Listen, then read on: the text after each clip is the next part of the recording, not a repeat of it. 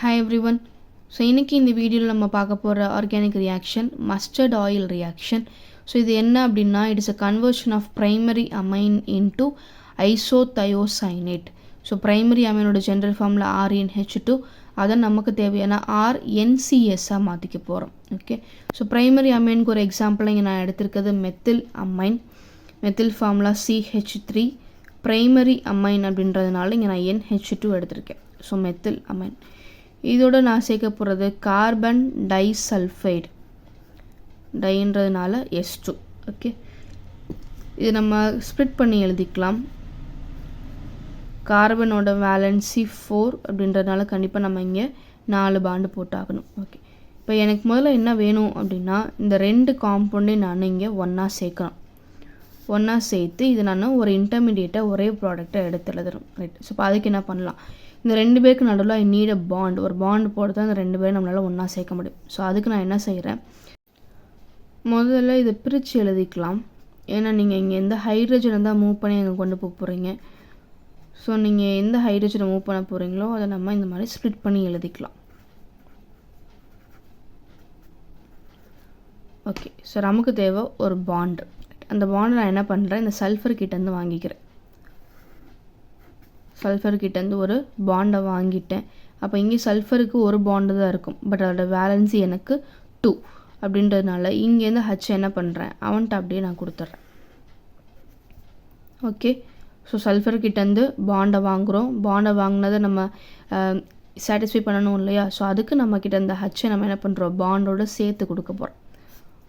Right, so இப்படி பண்ணால் நான் இந்த 2 மாலிகுல்ஸும் என்ன பண்ணிடலாம், ஒன்றோட ஒன்று கனெக்ட் பண்ணிடலாம். ஸோ CH3, இப்போ இங்கே எனக்கு ஒரு H தான் இருக்கும்.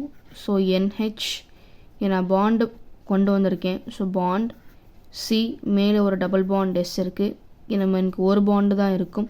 ஸோ H வந்துட்டு நம்ம இங்கே கொடுத்துருக்கோம். So SH.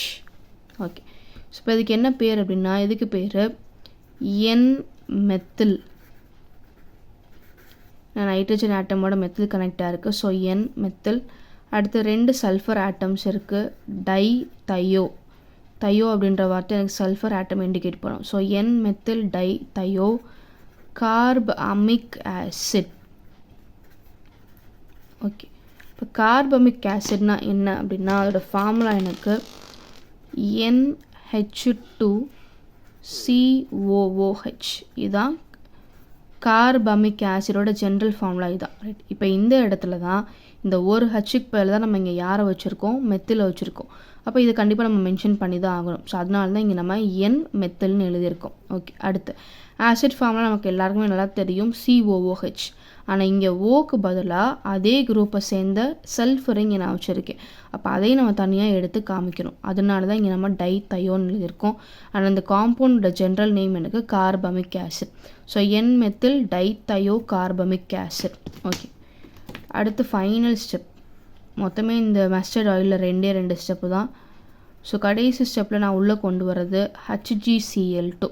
ஓகே, ஸோ என்ன செய்யணும், எனக்கு தேவை R, அதோட கனெக்டான NCS மட்டும்தான். நமக்கு தேவை R குரூப்பு, அதோட கனெக்டான NCS மட்டும்தான். ரைட், அப்போ யாரெலாம் எனக்கு தேவையில்லை, இந்த 2 H எனக்கு தேவையில்லை.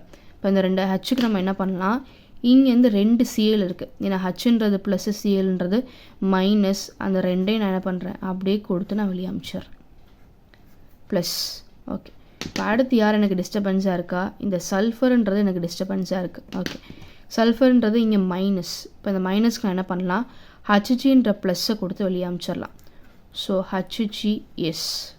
ஓகே, பேலன்ஸ் என்னெல்லாம் இருக்குது, நமக்கு தேவையான ஐசோதயோசைனேட்டோ CH3 N, அடுத்து நமக்கு தேவை C, அண்ட் அடுத்து நமக்கு தேவை S. ஓகே, ஸோ இதுக்கு பேர் மெத்தில். CH3 methyl ஐசோதயோசைனேட்.